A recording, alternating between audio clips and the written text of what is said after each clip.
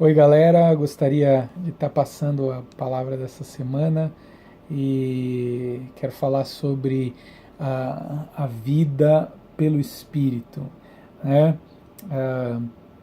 Tá lá em Gálatas 5:16 e espero que você seja abençoado por esse devocional. Então ele fala assim: Por isso digo, vivam pelo Espírito. De modo nenhum satisfarão os desejos da carne. Porque a carne deseja o que é contrário ao Espírito, e o Espírito o que é contrário à carne. Eles estão em conflito um com o outro, de modo que vocês não fazem o que desejam. Mas, se vocês são guiados pelo Espírito, então não estão mais debaixo da lei. Então, para entender esse texto, a gente precisa entender um pouquinho do contexto, né? Então, Paulo está falando com o pessoal da Galácia e ele está falando assim, olha, na lei, e fica aqui o meu desafio para você, ler o livro de Gálatas e também ler os capítulos 7, 8 e 9 de Romanos. Você vai entender bastante qual era o pano de fundo do raciocínio de Paulo. Mas basicamente é o seguinte: a lei ela carrega duas coisas, dois princípios muito básicos. Um é o padrão de Deus e a outra é a reconciliação com Deus, né? Então, o padrão de Deus, ele não foi abolido, não, né? O padrão de Deus continua lá, os princípios, né, o desejo, a vontade de Deus continua lá. O que caiu, né? Agora no Novo Testamento, o que caiu, né? Caiu a reconciliação. Não é que caiu, é que Cristo completou a reconciliação. Então, a lei não é mais hoje, não é mais usada para a reconciliação. Nós não cumprimos a lei para nós sermos reconciliados com Deus, né? Cristo, quando ele morreu na cruz, ele então nos ofereceu uma oportunidade de nos reconciliar com Deus. Ele fez tudo o que precisava, né?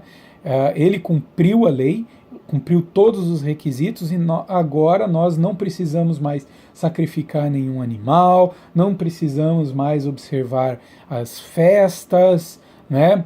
As tradições judaicas, nós não precisamos mais fazer isso. Então, Paulo está falando, inclusive, no primeiro versículo desse capítulo 5 de Gálatas, ele fala assim, que foi para a liberdade que Cristo nos libertou, né? Portanto, permaneçam firmes e não se deixem submeter novamente a um jugo de escravidão. Então, Cristo nos libertou desses procedimentos que nos levavam à reconciliação, mas permaneçam firmes no padrão que Deus estabeleceu naquela lei, né? Então é bem importante. Isso daí ele fica repetindo vez após vez ali naquele capítulo, mas também em Romanos ele até desenvolve bem melhor isso, né? E ele dá a dica. A dica é: se você viver pelo Espírito, então você não necessita se preocupar, você não precisa se preocupar. Se você viver pelo Espírito, de maneira alguma você vai satisfazer os desejos da carne.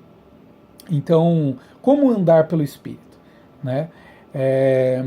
Se depois você quiser também comentar a respeito dessas coisas que eu falei, dá um toque para nós, manda um texto, a gente vai conversando, né? Mas como andar pelo Espírito? Então, pelo Espírito a gente anda, com o Espírito a gente anda dessa forma. Primeiro, você se submete à vontade dele. Segundo, você precisa aprender a escutar a voz dele. E terceiro, você precisa fazer o que ele fala. Então, a primeira coisa que está lá em Romanos 9, ele fala assim, olha, o oleiro, ele que faz o vaso para o fim que ele bem desejar. Né? Então você é um vasinho e o Papai do Céu é o oleiro. Então o propósito de Deus agora para a sua vida é Ele que estabelece, não a gente. Né? Então esse é o primeiro ponto. Né? Quando você vai andar com o Espírito Santo, você precisa estar aberto ao que Ele vai colocar para você. A palavra de Deus lá em Coríntios, 1 Coríntios fala que o Espírito Santo de Deus, ele perscruta o coração de Deus e vai te passar aquilo que está dentro do coração de Deus. É impressionante. Então, o segundo ponto é que nós precisamos, então, agora treinar as nossas faculdades para discernir a voz do Espírito Santo. Né? E o Espírito Santo você não escuta com o seu ouvido, né? Com os seus 5 sentidos ou com a sua razão. Né? O Espírito Santo você se comunica com ele com o seu espírito. Então é como se fosse um pensamento, uma impressão, né? Uma ideia. Às vezes ele vai te dar uma visão, às vezes ele vai sim falar com você, né? Pode te dar um sonho. Então nós precisamos aprender a escutar a voz dele, né? E como que nós aprendemos? Bom, isso se responde com o terceiro princípio, que é tendo fé. É com fé que você pratica aquilo que o Espírito Santo fala para você fazer.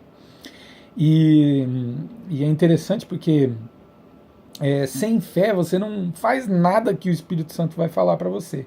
Porque sem fé você sempre vai falar que era a tua razão ou era fruto da tua imaginação, aquela direção que você teve foi coincidência e você vai acabar ignorando a voz do Espírito Santo. Então fica aqui a minha dica de como andar no Espírito, quão importante é nós andarmos no Espírito e como nós devemos andar pelo Espírito.